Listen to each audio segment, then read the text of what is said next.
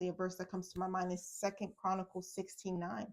It says that God's eyes are running to and fro all over the earth, looking for hearts that are loyal towards him, that are completely his, so that he can show up for them, so that he can prove himself strong on their behalf, so that he can deliver them and show up and be God and be glorified, because we can say, God delivered me. God did this for me.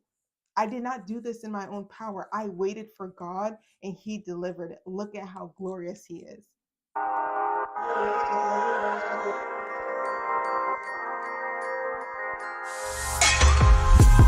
Hey guys, welcome back. I'm Alicia. If this is your first time here, welcome. I make videos all about Jesus, how to live in first love with him, seek first his kingdom, and have a real, living, deep relationship with God.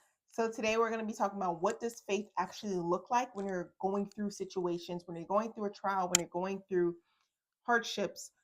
What does faith look like characteristically in action?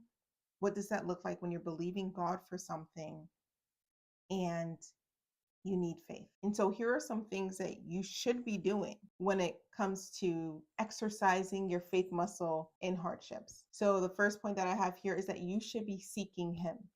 Whatever it is that you're going through, above all else, even outside of your situation, as big as it may seem to you and as detrimental or challenging it may actually be in your life, nothing comes higher and nothing is more of a priority than seeking him, just him, who he is, seeking to just be with him. Because honestly, in the light of eternity and even just time in general, I'm sure you can look back in your life and look at situations that you really thought you wouldn't have made it through, that you really thought, wow, that was big. I didn't know how I was going to get through it, but I did. And now consider that what you're facing right now is just like that situation in the past, that you will get through it. He will see you through. Seek him. And the more you seek him, the more you are seeking to just be with him, to know him, to rest in him. Then you will actually rest in him. Then you'll be able to see more clear, because your sight is not being clouded by what you see in the natural. More so in the spirit, you're being blinded by God's glory. You are being washed by his glory. You are being upheld and strengthened by his glory. And so I encourage you to seek him first. Put him first above your problems. Put him first above everything that you're going through. Now, I'm not saying don't pray about your situation, but you have to allow the Holy Spirit to reveal your heart. Are you really seeking him because you're really, really worried? And if you are, no shame. I've been there, where literally I'm going praying, crying, because I'm like, Lord, this is scary and I don't trust you. That is better, doing that with God, than going to other people and talking about how you don't know how it's going to get through. Don't talk to other people about your lack of faith, or unless you're asking for prayer. But at some point in time, just be quiet, be silent, and go to God with all of your troubles. Another thing that faith looks like when you're going through a hardship is obedience. Whatever God says, to do it, not to be afraid of things. I remember when I asked God for a house and he said yes. And there were some things that came up in the housing process that I was like, okay, God, like, how am I going to handle this?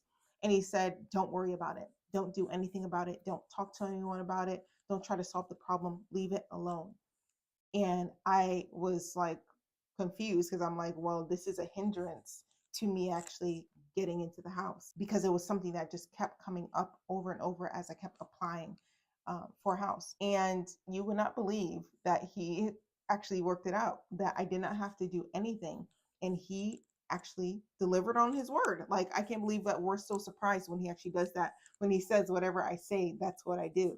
And so I didn't have to worry about it. I obeyed him. I stopped calling people. I stopped worrying about it. I just left it to him and did my best to not worry about it and to really seek him and pour my heart out. And I was just vulnerable with him about how I was really feeling, because I can't hide anything anyways. So let me just tell him how I feel and seek to be comforted in him, rather than allowing my fears to overwhelm me. Another characteristic would be waiting on God. I love Isaiah 64, where it says that there's no eye that has seen, from the beginning of the earth, no ear has heard, and nor eyes have seen a God like him, who works for those who wait for him. that if we wait patiently for God, that if we sit and wait for him to answer us, wait for him to deliver us, wait for him, that he will work on our behalf for his glory. There's nothing more glorious because there's no other God who does that. Every other God is an idol. They're fake. They cannot talk. They can't speak. They can't do anything. But our God reigns and he controls everything. And the fullness of the earth is his, and even the people who are in it. He owns everything. And so imagine when we wait on him to act on our behalf.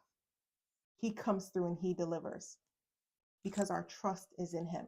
Isaiah 26:3 says that he keeps us in perfect peace. The person whose mind is on him because we trust in him. And so the more that our mind is on God, the more that we can trust him. It enables us, it empowers us, it strengthens us. The more that we think about him and his faithfulness and his goodness towards us and his love for us and how he died on the cross for us, how the Father gave his only begotten Son, how God came in the flesh to rescue me from the most horrendous thing ever, sin and death, and he conquered it for me in my place on my behalf. That it's not something that I get to experience in eternity, which I will in its fullness.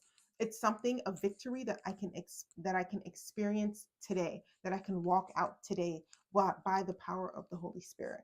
And lastly, faith in God looks like trusting him. And that's a heart posture. That's the words that come out of your mouth testify to what's in your heart. Do you really trust God? I remember, and I'm just going to use this example again with the house. I had my mom asking me like, hey, what's going on with the house? Are you sure? Even my husband asked me, are you sure God said this? And he was just making sure, because we were going to make a decision that was literally, if God didn't say, we would be homeless. And so, are you sure God said? And God showed up and confirmed it for both me and my husband, because I had started to doubt. And I was like, you know what, maybe God didn't say, because it was something big. And I knew that I didn't want to lead my family. I have our 2 children. I didn't want to lead us to a place where we would potentially be homeless. And so, but right there, God confirmed the word. And it was definitely eye-opening for me to say, you know what, when God says something, believe him, trust him, and allow him to walk it out for me. He is walking with me hand in hand and telling me where to go, bringing me in the right path and direction. And so just know that God is going to be the one who's going to bring you to where he wants you to go. Trust in him. Lastly, a verse that comes to my mind is 2 Chronicles 16:9.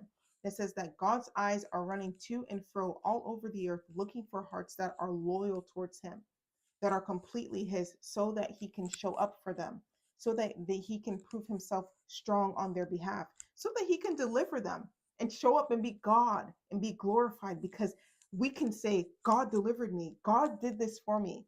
I did not do this in my own power. I waited for God and he delivered it. Look at how glorious he is.